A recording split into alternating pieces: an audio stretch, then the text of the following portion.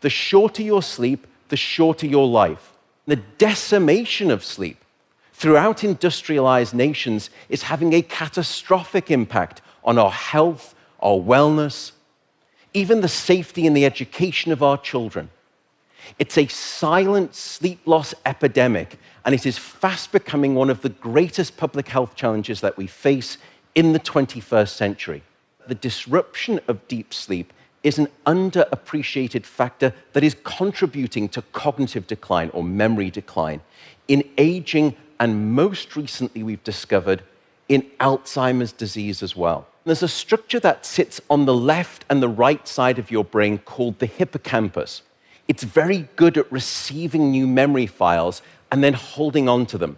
Yet in those people who are sleep deprived, we actually couldn't find any significant signal whatsoever. Without sleep, the memory circuits of the brain essentially become waterlogged, as it were, and you can't absorb new memories. We have since discovered that a lack of sleep will even erode the very fabric of biological life itself, your DNA genetic code. So here in this study, they took a group of healthy adults and they limited them to 6 hours of sleep a night for 1 week.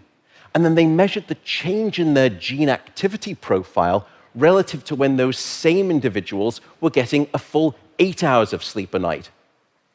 And there were two critical findings.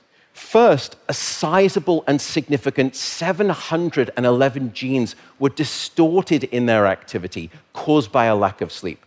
The second result was that about half of those genes were actually increased in their activity, genes associated with the promotion of tumors, genes associated with long-term chronic inflammation, and genes associated with stress, and as a consequence, cardiovascular disease.